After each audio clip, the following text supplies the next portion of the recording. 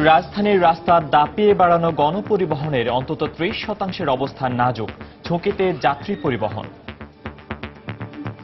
অনেক ঝুঁকির মধ্য দিয়ে আমাদের যেতে হয়। সিট ভাঙা থাকে, পাশের কাচ ভাঙা থাকে। অনেক গাড়িতে আছে জানালা দুইটা থাকার কথা একটা, অনেক গাড়িতে আছে জানালা নাই। 2 মাস আরামে চলার পরে এরপর মনে করেন গাড়ি মনে করেন ইয়াইন্দা লাগাইলে যখন যাইলে যারা ধরে নেয় তাদের সাথে কিভাবে কি করে বা ফিটনেস কইরা এটা কমপ্লিট করে আবার বাইর করে। ত্রুটিযুক্ত গাড়ি অপসারণের তাগিদ নগরবিদদের, আশ্বাসেই সীমাবদ্ধ বিআরটিএ। এই সকল জিনিস চেক করা তো খুব একটা কঠিন বিষয় কিছু না, কিন্তু কে করবে এগুলোকে ইমিডিয়েটলি এগুলোকে শাস্তি দেওয়ার প্রয়োজন। বিআরটি এর আন্তরিকতার অভাব নেই, প্রচেষ্টার অভাব নেই। আইনটাকে আমরা যুগোপযোগী করার চেষ্টা করতে, যাতে পানিশমেন্টটা বাড়লে মানুষের ভিতরে আরো ভীতির সঞ্চার হবে, আরো মানুষ সতর্ক হবে। দেখছিলেন সময়ের বিশেষ শিরোনাম। দুপুরের সময়ের সঙ্গে আছি আমি ওয়াহিদা স্বপ্না এবং আমি ফয়সাল মোর্শেদ। এবার অন্যান্য শীর্ষ সংবাদ। বঙ্গবন্ধুর রক্ত নিশ্চিহ্ন করতে ঘাতকরা রাসেলকেও ছাড় দেয়নি। শেখ রাসেলের জন্মদিনে প্রধানমন্ত্রী আগামী প্রজন্মকে যে কোনো ত্যাগ স্বীকারে প্রস্তুত থাকার আহ্বান। সরকারের খাদ্য বান্ধব কর্মসূচি নিয়ে অনিয়ম করলে কেউ পার পাবে না, অভিযোগ পাওয়ার সঙ্গে সঙ্গে ব্যবস্থা নেওয়া হচ্ছে, ব্রিফিংয়ে খাদ্যমন্ত্রী। দারিদ্র্য বিমোচনে বাংলাদেশে আরও অর্থায়নের প্রতিশ্রুতি বিশ্বব্যাংক প্রেসিডেন্টের, বললেন এদেশে ভবিষ্যতে অব্যাহত থাকবে সংস্থার কার্যক্রম। রাজধানী থেকে জেএমবির 7 সদস্য গ্রেফতার, অর্থ সংগ্রহ করতে ডাকাতি অপহরণ সংগঠিত করেছে, বড় ধরনের নাশকতা চালানোর সক্ষমতা হারিয়েছে 90 জেএমবি, দাবি পুলিশের। এবং ইডেন কলেজের সাবেক অধ্যাপক আলী হোসেন হত্যাকাণ্ডে গাড়ি চালক মামুন সহ আরো 2 জন গ্রেফতার, 19 লাখ টাকা হাতিয়ে নিতে খুন, দাবি র্যাবের।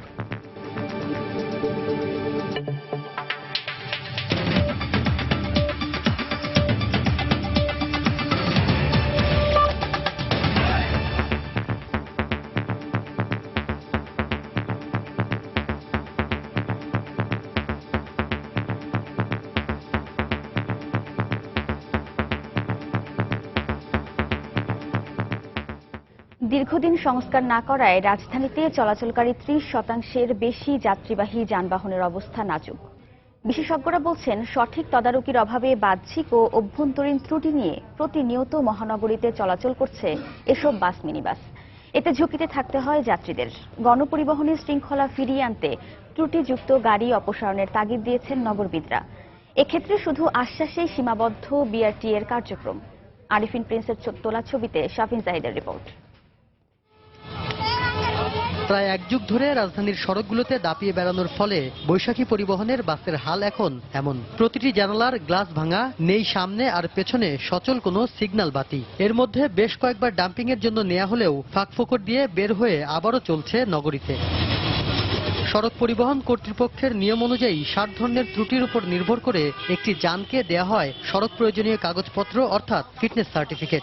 অথচ প্রয়োজনীয় সনদ তো দূরের কথা, যান্ত্রিক ত্রুটির পাশাপাশি বিভিন্ন ধরনের বাহ্যিক ত্রুটি নিয়েও দেদারসে চলছে এসব যানবাহন। যারা ধরে নেয় তাদের সাথে কিভাবে কি করে বা ফিটনেস কইরা তখন রোড পারমিনেন্ট এই ডেট ফেল থাকে, এরা করে এটা কমপ্লিট করে আবার বাইর করে। সার্ভিস এনে চলে তো 2 মাস আরামে চলার পরে এরপর মনে করেন গাড়ি মনে করেন ইয়াইন্দা লাগাইলে যখন যাইলে রং সঙ্গে এই সেই। নগরীতে চলা জরাজীর্ণ এসব যান নিয়ে অভিযোগের শেষ নেই যাত্রীদের মুখে। অনেক ঝুঁকির মধ্য দিয়ে আমাদের যেতে হয়। একটা মানুষ গাড়িতে বসবে, সিট ভাঙা থাকে, পাশের কাচ ভাঙা থাকে। ভাঙা তো দূরের কথা, অনেক গাড়িতে আছে জানালা দুইটা থাকার কথা একটা, অনেক গাড়িতে আছে জানালা নাই।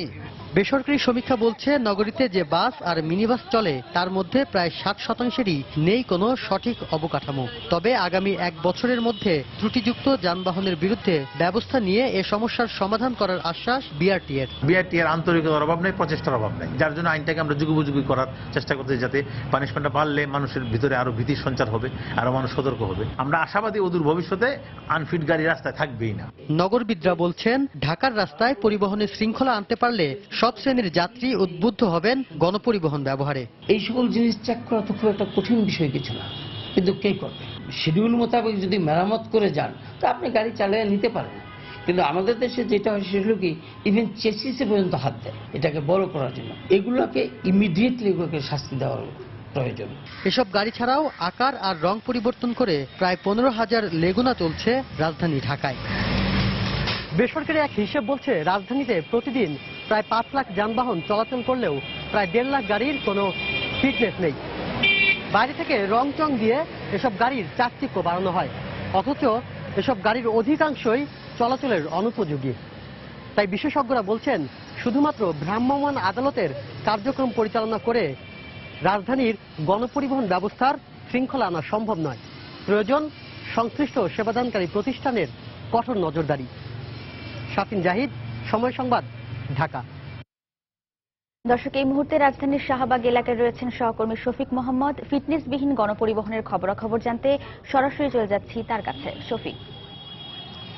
স্বপ্না, আমরা সকাল থেকে কিন্তু রাজধানীর বিভিন্ন স্থান থেকে আপনাদের দেখানোর চেষ্টা করেছি এবং আপনার মাধ্যমে দর্শকদেরও দেখানোর চেষ্টা করেছি যে আসলে কিভাবে রাজধানী শহরে ঢাকার ওপর দিয়ে কিভাবে ফিটনেসবিহীন গাড়িগুলা দাপটের সাথে চলছে। এবং আমরা এখন এই মুহূর্তে দাঁড়িয়ে আছি শাহবাগে এবং আপনারা দেখতে পাচ্ছেন যে আমার পেছনে অসংখ্য গাড়ি দাঁড়িয়ে আছে। সেই গাড়িগুলোর মধ্যে থেকে কিন্তু কিছু গাড়ি আছে যারা একেবারে বাইরে থেকে অনেক রং চং মারা থাকলেও আমরা কিন্তু দেখতে পাচ্ছি যে ভেতরে গিয়ে আমরা দেখেছি সেখানে কিন্তু অনেকটাই কিন্তু মোটামুটি যাত্রী বান্ধব কিনা সেটা নিয়ে কিন্তু প্রশ্ন তোলাই যায়, কারণ যতগুলো সিট আছে তার মধ্যে অধিকাংশ সিট ভাঙা। তারপর ভেতরে যে সমস্ত অ্যাকোমোডেশন সিস্টেম, অর্থাৎ যাত্রীদের বসার জন্য সুবিধার্থে যে ধরনের ন্যূনতম সুবিধা থাকার কথা সেগুলোও নেই।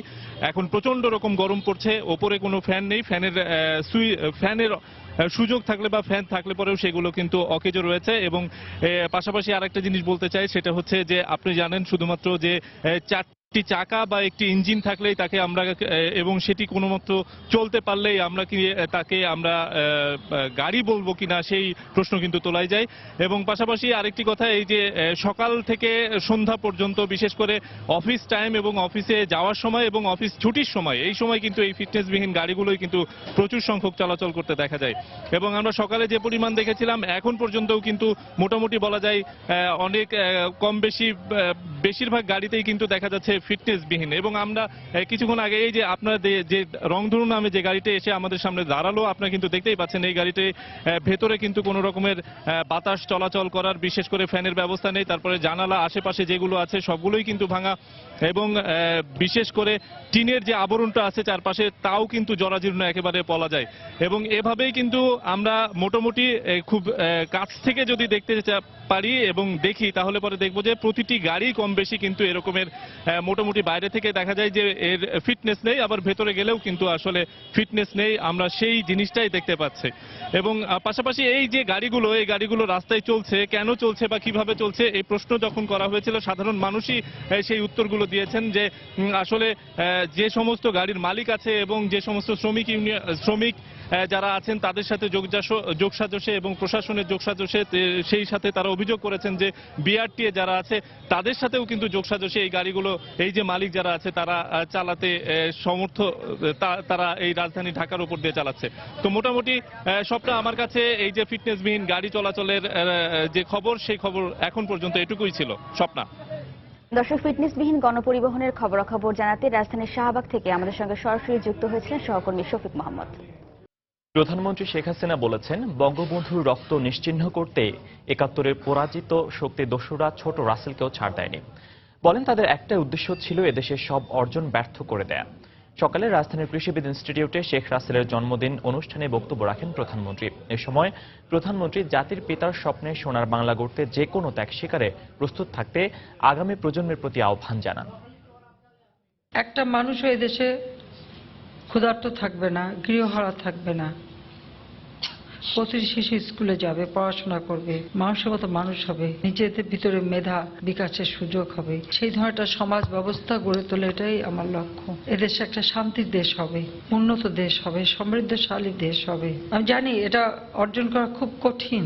আজকে বাংলাদেশ যে পর্যায়ে এসেছে এখানে আনতে যথেষ্ট কষ্ট করতে হয়েছে। আজকে যারা শিশু কিশোর, আগামী দিনে যারা দেশের কর্ণধার, তাদেরকে বলবো দেশের জন্য, জাতির জন্য সবসময় যে কোনো ত্যাগ স্বীকারে প্রস্তুত থাকতে হবে। আর সেই সাথে পিতা মাতা শিক্ষক তাদেরকে সম্মান করতে হবে, তাদের কথা শুনতে হবে, বড়দের কথা শুনতে হবে, নিয়ম কানুন মেনে চলতে হবে, শৃঙ্খলা মেনে চলতে হবে, আর মনোযোগ দিয়ে পড়তে হবে। কারণ একটা শিক্ষিত জাতি না হলে একটা দেশকে দারিদ্র্যমুক্ত করা যাবে না। অন্ধকার যুগের অবসান ঘটাবে শিক্ষা।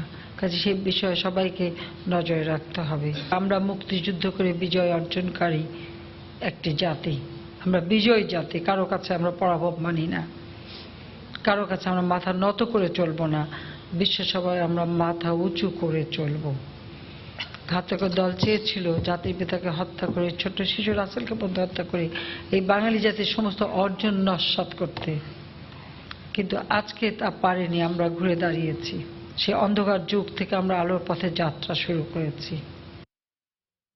কোনো অবস্থাতেই খাদ্য বান্ধব কর্মসূচিকে বিতর্কিত হতে দেবে না সরকার। অনিয়মকারী যে দলেরই হোক ছাড় পাবে না। চলমান খাদ্য বান্ধব কর্মসূচি নিয়ে সচিবালয়ে সংবাদ সম্মেলনে এমন হুঁশিয়ারি দেন খাদ্যমন্ত্রী অ্যাডভোকেট কামরুল ইসলাম। এ সময় তিনি খাদ্য বান্ধব কর্মসূচি নিয়ে অনিয়মকারীদের বিরুদ্ধে ব্যবস্থা নেওয়ার বিভিন্ন চিত্র তুলে ধরেন। নির্বাচনী প্রতিশ্রুতি অনুযায়ী দেশব্যাপী হতদরিদ্র মানুষের মাঝে 10 টাকা কেজি দরে চাল বিতরণ শুরু করেছে সরকার। গত 7 সেপ্টেম্বর এই কর্মসূচির উদ্বোধন করেন প্রধানমন্ত্রী শেখ হাসিনা। এই কর্মসূচির আওতায় 50 লাখ হতদরিদ্র পরিবারকে স্থানীয় জনপ্রতিনিধিদের মাধ্যমে নির্বাচন করা হয়। তাদের দেয়া হয় কার্ড।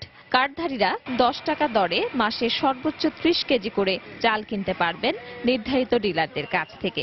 কর্মসূচি শুরুর পর বিভিন্ন জেলায় হতদরিদ্রের নামের তালিকা তৈরিতে নানা অনিয়ম ও দুর্নীতির অভিযোগ ওঠে। ডিলারদের বিরুদ্ধেও পাওয়া যায় কালোবাজারির অভিযোগ। এরই প্রেক্ষিতে সরকারের খাদ্যবান্ধব কর্মসূচি নিয়ে সংবাদ সম্মেলনের আয়োজন করে খাদ্য মন্ত্রণালয়। এতে খাদ্যমন্ত্রী বলেন, এই কর্মসূচিতে কোনো ধরনের অনিয়ম সহ্য করা হবে না। এ সময় অনিয়মের বিরুদ্ধে নেওয়া ব্যবস্থার চিত্র তুলে ধরেন মন্ত্রী। এই কর্মসূচিকে কোনো অবস্থাতেই বিতর্কিত করা যাবে না, কোনো রকম দলীয়করণ করা যাবে না, কোনোভাবেই অনিয়ম করা যাবে না। এই কর্মসূচিতে হতদরিদ্রের জন্য কর্মসূচি, এবং হতদরিদ্ররা যাতে বিনামূল্যে 10 টাকা কেজিতে চাল তারা পায়, এই পরিবারগুলো 50 লক্ষ পরিবারকে আমরা বাংলাদেশের সকল হতদরিদ্রকে দিতে পারবো না, কিন্তু 50 লক্ষ পরিবারকে যাতে আমরা চাল আমরা দিতে পারি, এটা মাননীয় প্রধানমন্ত্রীর অনুশাসন, বিতর্কিত করা যাবে না। খাদ্যমন্ত্রী জানান, এই কর্মসূচিকে কোনো অবস্থাতেই দলীয়করণ করতে দেয়া হবে না। দুর্নীতিবাজ ডিলার যেই দলেরই হোক না কেন, কার্ডধারী যেই দলেরই হোক না কেন, যে অনিয়মতান্ত্রিকভাবে কার্ড পেয়েছে তার বিরুদ্ধে আমার দলের হলেও আমরা ব্যবস্থা গ্রহণ করবই, এতে কোনো রকম দ্বিধার কোনো কারণ নাই। এ সময় কর্মসূচি সফল করতে জনপ্রতিনিধি ও গণমাধ্যম কর্মীদের সহযোগিতা চান খাদ্যমন্ত্রী। পারমিতা হিম, সময় সংবাদ, ঢাকা। এদিকে গাইবান্ধায় খাদ্যবান্ধব কর্মসূচির 183 বস্তা চাল জব্দ করা হয়েছে। সকালে ফুলছড়ি উপজেলার খাটিয়ামারি চর থেকে এসব চালের বস্তা জব্দ করা হয়। উপজেলা নির্বাহী কর্মকর্তা জানান, খাদ্যবান্ধব কর্মসূচির আওতার 183 বস্তা চাল কালোবাজারে বিক্রির জন্য গতরাতে মোকাররম মির্জার বাড়িতে মজুত করা হয়। এলাকাবাসী স্থানীয় ইউপি সদস্য হুকুম আলীর সহায়তায় ওই বাড়ি থেকে চাল জব্দ করে। সকালে উপজেলা নির্বাহী কর্মকর্তা ও উপজেলা খাদ্য কর্মকর্তা ঘটনাস্থলে উপস্থিত হয়ে চাল উদ্ধার করেন। উপজেলা খাদ্য কর্মকর্তা জানান, সংশ্লিষ্ট কর্মকর্তা আল মামুনের সহযোগিতায় ডিলার আজাহার আলী চালগুলো আত্মসাৎ করেন। ঘটনার পর থেকে ডিলার আজাহার আলী পলাতক।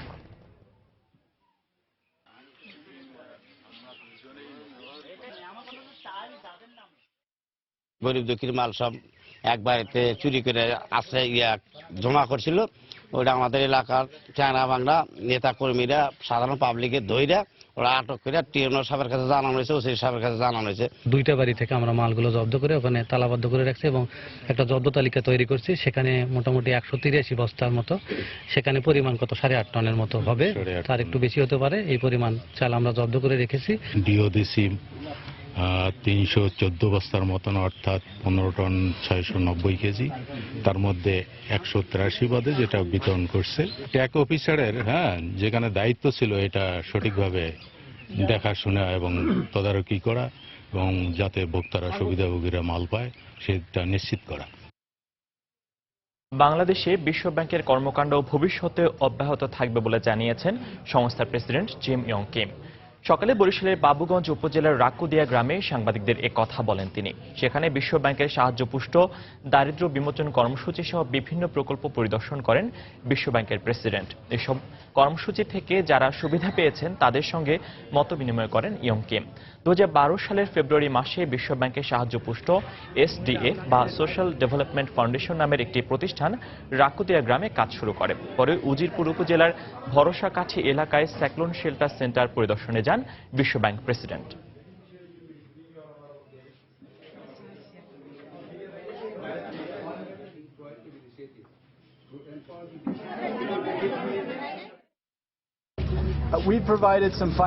এই এলাকার দরিদ্র নারীদের জীবনে যে পরিবর্তন এসেছে তা দেখে আমি খুবই আনন্দিত।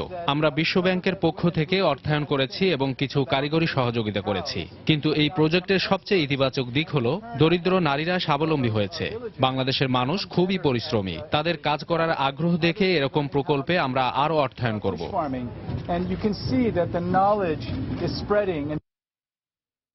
দুপুরের সময় আরো থাকছে। গাইবান্ধা সদর হাসপাতালে লাশ ময়নাতদন্তের জন্য দফায় দফায় গুনতে হয় টাকা। দীর্ঘদিন ধরে বন্ধ ময়নাতদন্তের জন্য প্রয়োজনীয় কেমিক্যাল সরবরাহ। রাজধানী থেকে জেএমবির 7 সদস্যকে গ্রেফতার করেছে পুলিশের কাউন্টার টেরোরিজম ইউনিট। সকালে ডিএমপির মিডিয়া সেন্টারে পুলিশের অতিরিক্ত কমিশনার মনিরুল ইসলাম সাংবাদিকদের জানান, দল গুছিয়ে নতুন করে সক্রিয় হবার চেষ্টা চালাচ্ছে জেএমবি নেতা শায়েখ আব্দুর রহমানের অনুসারীরা। আর তাদের নেতৃত্ব দিচ্ছেন ময়মনসিংহের ত্রিশালে পুলিশ প্রিজন ভ্যান থেকে পালানো জঙ্গি নেতা সালাউদ্দিন সালেহীন। এ কাজে অর্থ সংগ্রহ করতে ডাকাতি, অপহরণ, অর্থ জালিয়াতি সহ নানা অপকর্মের জাল বিস্তার করছে তারা। ঘটনার সূত্রপাত সম্প্রতি রাজধানীতে ঘটে যাওয়া দুটি বড় ডাকাতির ঘটনার তদন্ত করতে গিয়ে। ডাকাতির ধরন ও প্রাথমিক তদন্তে সন্দেহ হওয়ায় আটঘাট বেঁধে মাঠে নামে সন্ত্রাস দমনে গঠিত পুলিশের বিশেষ শাখা কাউন্টার টেরোরিজম ইউনিট। তাদের দাবি, ডাকাতির ঘটনায় গ্রেপ্তার 7 সদস্যকে জিজ্ঞাসাবাদে জেএমবির মৃত নেতা শায়েখ আব্দুর রহমানের অনুসারীদের নতুন করে সংগঠিত হবার তথ্য পাওয়া গেছে। গত সোমবার রাতে রাজধানীর তেজগাঁও এলাকা থেকে গ্রেপ্তার জঙ্গি সদস্যদের কাছ থেকে উদ্ধার করা হয়েছে দেশি বিদেশি অস্ত্রসহ ডাকাতির বিপুল পরিমাণ মালামাল। তাদের এসব অপরাধে পাশের দেশ ভারত থেকে নেতৃত্ব দিচ্ছেন ময়মনসিংহের ত্রিশাল থেকে পালানো জেএমবি নেতা সালাউদ্দিন সালেহীন। 2014 সালে ত্রিশালে প্রিজন ভ্যান অ্যাটাক করে 3 জন আসামিকে ছিনিয়ে নেওয়া হয়েছিল। তার একজনই বর্তমানে সালাউদ্দিন সালেহীন, সেই বর্তমানে এই গ্রুপটার অ্যাক্টিং আমির হিসেবে কাজ করছে। সে ভারতে রয়েছে। এই ডাকাতি করে মূলত অস্ত্র, বিস্ফোরক এবং তাদের যে সমস্ত নেতারা জেলখানায় রয়েছে তাদের মামলা চালানো এবং তাদেরকে ছাড়িয়ে আনার জন্য তদবির করছিল। জিজ্ঞাসাবাদে নতুন আরো অনেক তথ্য বের হয়ে এসেছে বলে দাবি করেছে কাউন্টার টেরোরিজম ইউনিট। আমরা বেশ কিছু নামও পেয়েছি, তো সেটার সূত্র ধরে আমরা অভিযান চালাচ্ছি। আমাদের এই অভিযান অব্যাহত থাকবে। সেটা নতুন যে নব্য জেএমবি হোক কিংবা পুরনো জেএমবি হোক, কেউ যাতে এই বাংলাদেশের জঙ্গি কার্যক্রম, নাশকতামূলক কার্যক্রম, সন্ত্রাসী কার্যক্রম চালাতে না পারে। ব্রিফিং এ গুলশানের হোলি আর্টিজানের হামলায় অর্থের যোগানদাতাদের নামও জানানো হয়। ডাক্তার রোকন যে সিরিয়ায় চলে গিয়েছে, সে 80 লক্ষ টাকা দান করে গেছে। তারপরে মেজর জাহিদ তার রিটায়ারিং বেনিফিট সহ যা কিছু পেয়েছে সে এই সংগঠনে দান করে গেছে। তারপরে তানভীর কাদেরী তার উত্তরা ফ্ল্যাট বিক্রি সহ বিভিন্ন অর্থ তাদের যা সঞ্চয় ছিল সেগুলো দান করে গেছে। এইগুলো থেকেই আর তাদের আরো কোনো বিদেশে থাকা কোনো সদস্যের কাছ থেকেও অর্থ এসেছে। তারেকুজ্জামান শিমুল, সময় সংবাদ, ঢাকা। এদিকে গুলশান হামলার পর থেকে অব্যাহত অভিযানে 90 জেএমবির সক্ষমতা প্রায় শেষ এমন দাবি করে পুলিশ বলছে, এখন বড় ধরনের কোনো নাশকতা চালানোর সক্ষমতা তাদের নেই। তবে জঙ্গিবাদ পুরোপুরি নিয়ন্ত্রণে আনতে জনসচেতনতা প্রত্যাশা করছেন তারা। তবে নিরাপত্তা বিশ্লেষকরা বলছেন, আইন শৃঙ্খলা রক্ষা বাহিনীর কয়েকটি সফল অভিযানের পর জঙ্গিদের কিছুটা পিছু হটাই স্বাভাবিক। আর এ নিয়ে আত্মতুষ্টিতে না ভুগে জঙ্গি বিরোধী তৎপরতা অব্যাহত রাখতে হবে। আরো জানাচ্ছেন খান মোহাম্মদ রুমেল। আইন শৃঙ্খলা বাহিনীর তথ্য মতে গেল বছরের অক্টোবরে হোসেনি দালান ইমামবাড়ায় বোমা হামলার মধ্য দিয়ে 90 জেএমবির আত্মপ্রকাশ। তবে তাদের নৃশংসতার চূড়ান্ত প্রকাশ ঘটে এবছরের 1 জুলাই গুলশান হোলি আর্টিজান হামলার মধ্য দিয়ে। এরপর থেকে আইন শৃঙ্খলা রক্ষা বাহিনীর অব্যাহত অভিযানে সংগঠনটির 32 জন নিহত হয়। এদের মধ্যে 90 জেএমবির প্রধান তামিম চৌধুরী এবং ফরিদুল ইসলাম ওরফে আকাশও রয়েছে। আর 2015 সালের আগস্ট থেকে গুলশান হামলার আগে পর্যন্ত 90 জেএমবির 150 জনকে গ্রেফতার এবং বিভিন্ন অভিযানে বন্দুকযুদ্ধে ও বোমা বানাতে গিয়ে 10 জন মারা যায়। পুলিশের একটি সূত্র বলছে 2015 সালের আগস্টে উপরের নেতাদের কাছে পাঠানো তামিমের একটি চিঠিতে সংগঠন সম্পর্কে বলা হয়েছে তখন তাদের সদস্য সংখ্যা ছিল 300। এর মধ্যে 31 জন মুহাজির যারা সংগঠনের জন্য বাসস্থান ছেড়েছেন, আশকারী বা প্রশিক্ষিত জঙ্গি 6 জন, শুরা সদস্য 3 জন, বোমা তৈরির কারিগর 2 জন এবং বাকিরা সাধারণ সদস্য। ভুল বুঝিয়ে মন্ত্র দিয়ে এই তরুণ যুবক কিশোর এদেরকে যাতে বিপথে না নিতে পারে সেই জন্য আমরা জনগণকে বিভিন্ন কমিউনিটিকে সমাজকে কাজে লাগাতে চাচ্ছি আর কি। তাকে এই পথে যাতে না নিতে পারে সেজন্য যা যা করা দরকার তারা সেটা করবে। পাশাপাশি যারা রেডিকালাইজ হয়েছে এখন পর্যন্ত সরাসরি টেরোরিস্ট অ্যাক্টিভিটিসে যোগদান করে নাই, তাদেরকে ডিরেডিকালাইজ অর্থাৎ তাদের এই মতবাদ থেকে ফিরিয়ে আনতে পারলে তখনই একেবারে পুরোপুরি দমন হয়েছে বলে নিশ্চিত করে বলা যাবে। নিরাপত্তা বিশ্লেষকরা বলছেন আইন শৃঙ্খলা রক্ষা বাহিনীর কয়েকটি অভিযানের পর জঙ্গিদের কিছুটা নিষ্ক্রিয় থাকায় স্বাভাবিক। এটাকে সাময়িক ধরে নিয়ে পুলিশি তৎপরতা চলমান রাখতে হবে।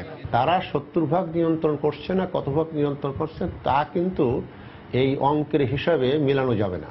সেটা হয়তো তাদের একটা মূল্যায়ন বা ধারণা। যেহেতু পুলিশের কয়েকটি সফল অভিযান হয়েছে, আপাতত হয়তো পিছু হটেছে, সুতরাং পুলিশকে আত্মসন্তুষ্টির জায়গায় যাওয়া যাবে না। তিনি আরো বলেন, জঙ্গিবাদ মোকাবেলায় পুলিশের মাঠ পর্যায়ের সক্ষমতা ও সচেতনতা বাড়ানোর উপর জোর দিতে হবে। যোগাযোগ স্থাপন করে খান মোহাম্মদ রুমেল, সময় সংবাদ, ঢাকা। তার নতুন কৌশল। ইডেন কলেজের সাবেক শিক্ষক অধ্যাপক আলী হোসেন মালিক হত্যা মামলার রহস্য উদ্ঘাটনের দাবি করেছে র্যাব। হত্যাকাণ্ডে জড়িত থাকার অভিযোগে 3 জনকে গ্রেফতার করেছে তারা। গত 10 অক্টোবর রাজধানীর বনানী ডিএইচএসে অবস্থিত সৈয়দ গ্রুপ অব কোম্পানির অফিসে খুন হন ওই অফিসের জেনারেল ম্যানেজারের দায়িত্বে থাকা অধ্যাপক আলী হোসেন।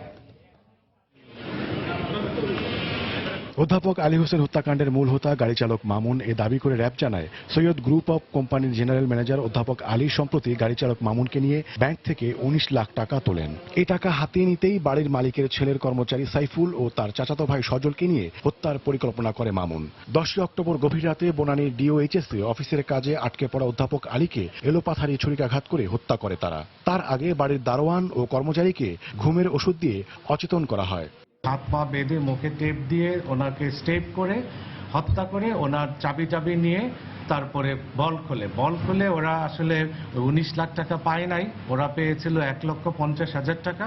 এই ঘটনা নেপথ্যে আরো কোনো কারণ আছে কিনা তাও খতিয়ে দেখার কথা জানিয়েছে র্যাব। যেহেতু একটা ডেভেলপমেন্ট কোম্পানি, এই ডেভেলপমেন্ট কোম্পানি প্রতিনিয়ত অর্থ উত্তোলন করে, কত অর্থ উত্তোলন করেছিল আদৌ অর্থ উত্তোলন করেছিল কিনা, এবং উত্তোলন যদি করে থাকে বাকি অর্থ কিভাবে ব্যয়িত হয়েছে কিংবা অন্য জায়গায় আসে কিনা, এই বিষয়গুলি আমরা ইনশাল্লাহ তদন্তে বের করে নিয়ে আসব। র্যাব আরো জানায় মামলার তদন্তের জন্য পুলিশ সদর দপ্তরের অনুমতি চাওয়া হবে।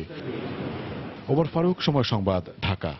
জাতির জনক বঙ্গবন্ধু শেখ মুজিবুর রহমানের ছোট ছেলে শেখ রাসেলের 52তম জন্মবার্ষিকী উপলক্ষে তার কবরে ফুল দিয়ে শ্রদ্ধা জানিয়েছেন আওয়ামী লীগের নেতাকর্মীরা। সকালে বনানী কবরস্থানে আওয়ামী লীগের সভাপতি মণ্ডলীর সদস্য ওবায়দুল কাদেরের নেতৃত্বে দলের নেতাকর্মীরা ফুল দেন। পরে শ্রদ্ধা নিবেদন করেন বিভিন্ন শ্রেণী পেশার মানুষ।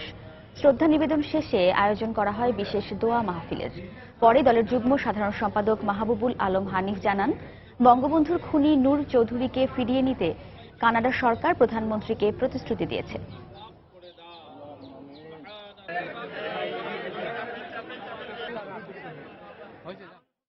পদ্মা সেতুর বিষয়ে কোনো দুর্নীতি প্রমাণ করতে না পারলে বিএনপির যেসব নেতারা এ নিয়ে অভিযোগ তুলেছেন তাদের বিরুদ্ধে মামলা করা হবে বলে জানিয়েছেন সড়ক পরিবহন ও সেতুমন্ত্রী ওবায়দুল কাদের। এদিকে মানুষ হত্যার দায়ে বেগম খালেদা জিয়াকে বিচারের কাঠগড়ায় দাঁড়াতে হবে এবং সারা জীবন সংসদের বাইরে থাকতে হবে বলে মন্তব্য করেছেন আওয়ামী লীগের যুগ্ম সাধারণ সম্পাদক মাহবুবুল আলম হানিফ। সকালে রাজধানীর ধানমন্ডিতে শেখ রাসেলের জন্মদিন উপলক্ষে ঢাকা মহানগর উত্তর ও দক্ষিণ আওয়ামী লীগের আলোচনা সভায় তারা এ কথা বলেন। এই হত্যাকাণ্ডের দায় নিয়ে বেগম খালেদা জিয়াকে কাঠগড়ায় দাঁড়াতে হবে এবং তার পাপের জন্য তাকে আদালতের শাস্তি ভোগ করতে হবে এবং সেই শাস্তির কারণে আর কখনো তার নির্বাচনে আর যোগ্য বলে বিবেচিত হবেন না। উনি সারা জীবনই ওনার বাকি জীবনটা সংসদের বাইরেই থাকতে হবে। বিএনপি নেতাকে বলবো, আপনি আপনার নেত্রীকে নিয়ে পদ্মা তীরে আসুন, স্বাগত। কোথায় দুর্নীতি হয়েছে, কোন কোন খাতে অপব্যয় হয়েছে প্রমাণ করতে হবে। প্রমাণ করতে না পারলে আপনাদের বিরুদ্ধে মামলা করা হবে। বিশ্ববিদ্যালয় ভর্তি ফর্মের দাম বাড়ানোর প্রতিবাদে তৃতীয় দিনের মতো মানববন্ধন ও বিক্ষোভ কর্মসূচি করেছে সিলেট শাহজালাল বিজ্ঞান ও প্রযুক্তি বিশ্ববিদ্যালয়ের শিক্ষার্থীরা। সকালে বিশ্ববিদ্যালয়ের কেন্দ্রীয় লাইব্রেরির সামনে মানববন্ধন করেন তারা। এতে বিভিন্ন বিভাগের সাধারণ শিক্ষার্থীরা অংশ নেন। পরে তারা একটি বিক্ষোভ মিছিল বের করে। মিছিলটি পুরো ক্যাম্পাস প্রদক্ষিণ করে প্রশাসনিক ভবনের সামনে গিয়ে শেষ হয়। পরে সেখানে প্রতিবাদ সমাবেশের আয়োজন করা হয়। এ সময় ভর্তি ফর্মের দাম বাড়ানোর কারণে মধ্যবিত্ত ও নিম্নবিত্ত শিক্ষার্থীরা উচ্চশিক্ষার সুযোগ থেকে বঞ্চিত হচ্ছেন বলে অভিযোগ করেন তারা। দাবি আদায় না হওয়া পর্যন্ত এই আন্দোলন চালিয়ে যাওয়া হবে বলে হুঁশিয়ারি দেন শিক্ষার্থীরা।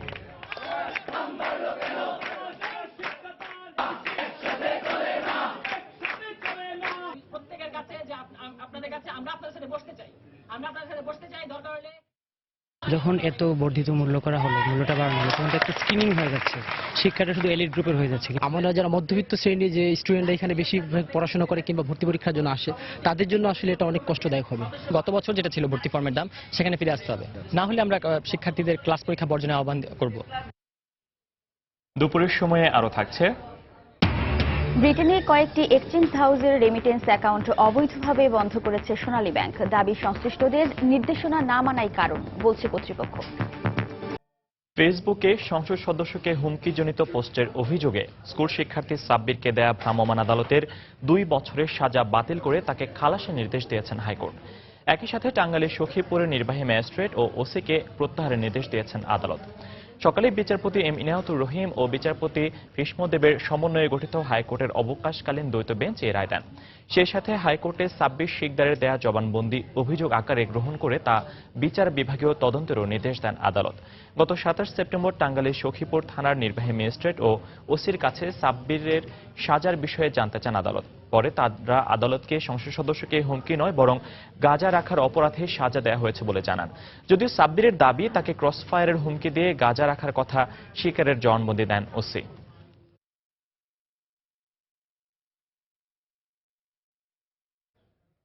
রামপালে কয়লা ভিত্তিক বিদ্যুৎ কেন্দ্র নির্মাণের প্রতিবাদে ডাকা তেল, গ্যাস, খনিজ সম্পদ ও বিদ্যুৎ বন্দর রক্ষা জাতীয় কমিটির মিছিলটি পুলিশের বাধায় পণ্ড হয়েছে। সকালে জাতীয় প্রেস ক্লাবের সামনে জড়ো হয়ে মিছিল নিয়ে ভারতীয় হাই কমিশনারের কাছে খোলা চিঠি দেওয়ার উদ্দেশ্যে রওনা দেয় তেল, গ্যাস, খনিজ সম্পদ ও বিদ্যুৎ রক্ষা জাতীয় কমিটির নেতৃবৃন্দ। পরে মৌচাকে পুলিশ মিছিলটিকে দেয়, তবে নেতৃবৃন্দ সামনে এগিয়ে যায় মিছিল। এরপর মালিবাগে পুলিশের বাধার মুখে পড়ে মিছিলটি। টিয়ার শেল নিক্ষেপ করে পুলিশ। এ সময় তেল, গ্যাস, খনিজ সম্পদ ও বিদ্যুৎ রক্ষা জাতীয় কমিটির নেতাকর্মীরা পুলিশকে লক্ষ্য করে ইট পাটকেল নিক্ষেপ করে।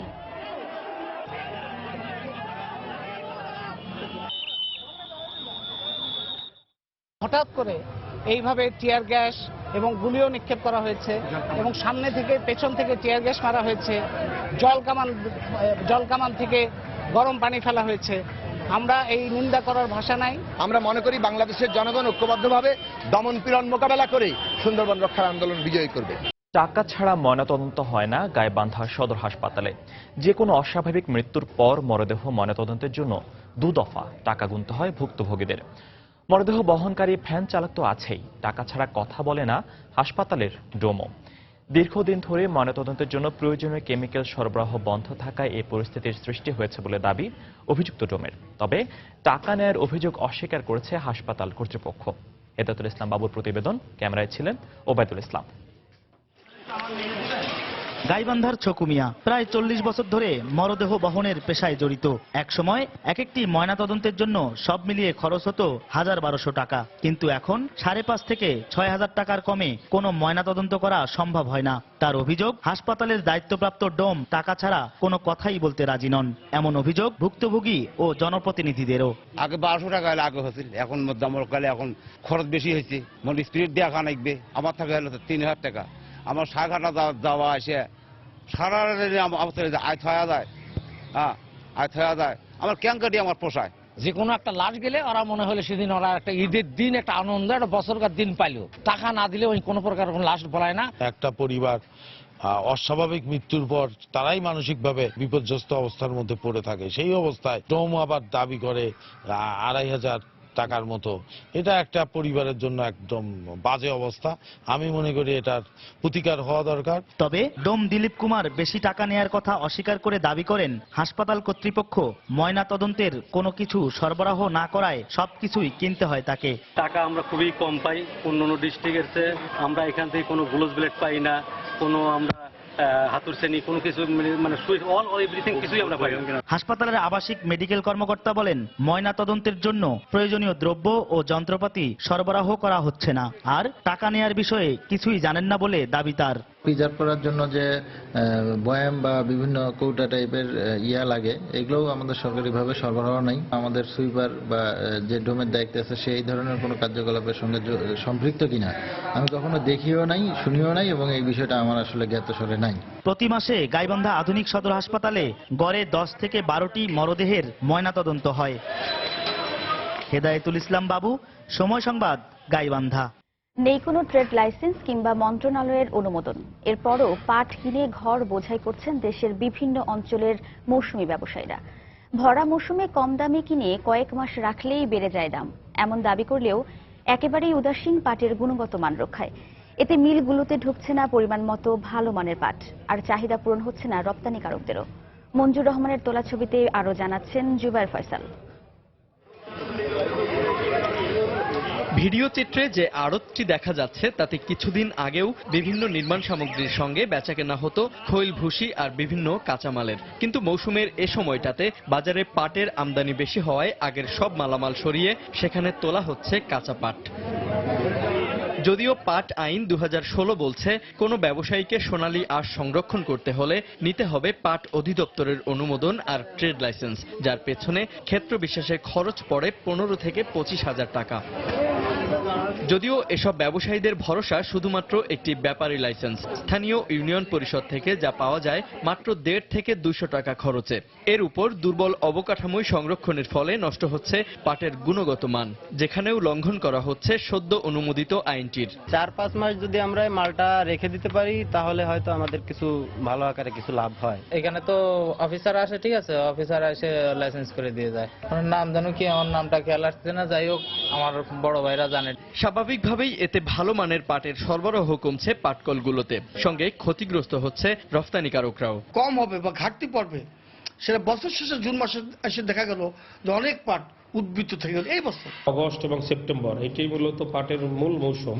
তো এই সময় যদি আমরা কৃষকের কাছ থেকে পাট কিনতে না পারি তাহলে দেখা গেল এই পাট এক সময় দামজাত করার ফলে পরবর্তীতে আমার কিন্তু বেশি দাম দিয়ে কিনতে হয়। ক্ষুব্ধ প্রতিক্রিয়া জানিয়ে নিয়ম নীতির বাইরে থাকা পাট ব্যবসায়ীদের বিরুদ্ধে শিগগিরই কঠোর পদক্ষেপ নেয়ার আশ্বাস বস্ত্র ও পাট মন্ত্রণালয়ের। লাইসেন্সবিহীন অবস্থায় কেউ যদি ব্যবসা করতে চায় তার বিরুদ্ধে ব্যবস্থা গ্রহণ করার আমার আইন আছে। নর্মালি এই বিষয়গুলো আমরা ওইভাবে ইনিশিয়েটিভ নেই না, কিন্তু যখন পাটের নিয়ে কখনো কোনো সংকট সৃষ্টি হওয়ার সম্ভাবনা থাকে তখন কিন্তু এই বিষয়গুলো কিন্তু আইনগতভাবে যে ব্যবস্থা নেওয়ার তখন কিন্তু আমরা নেই।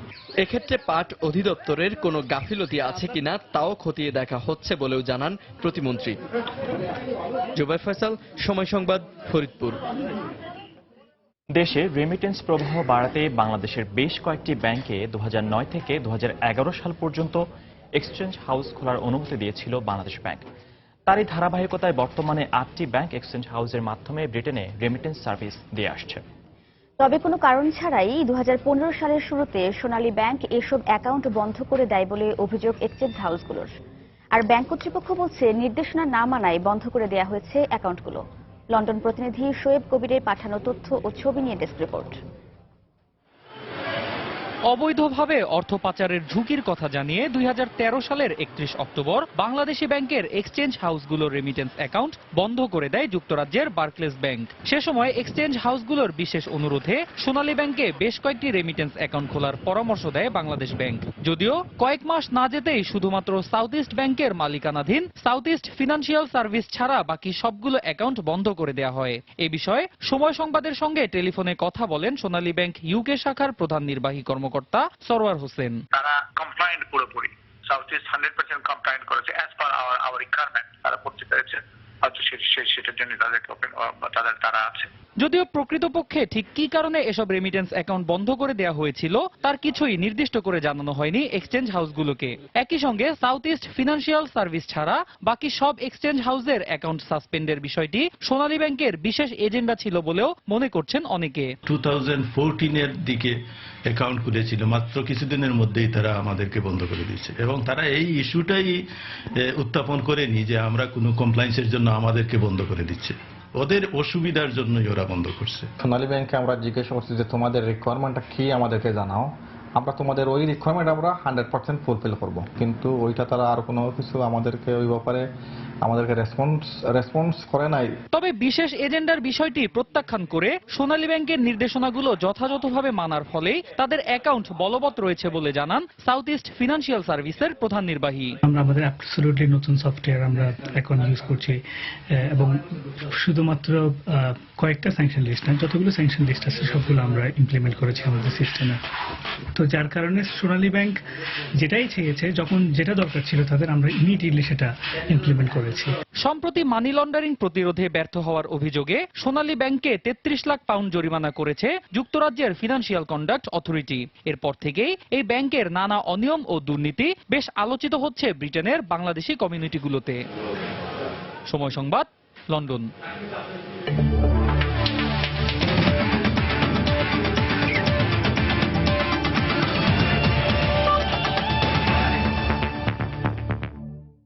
বাংলাদেশ প্রিমিয়ার লিগ ফুটবলের খবর।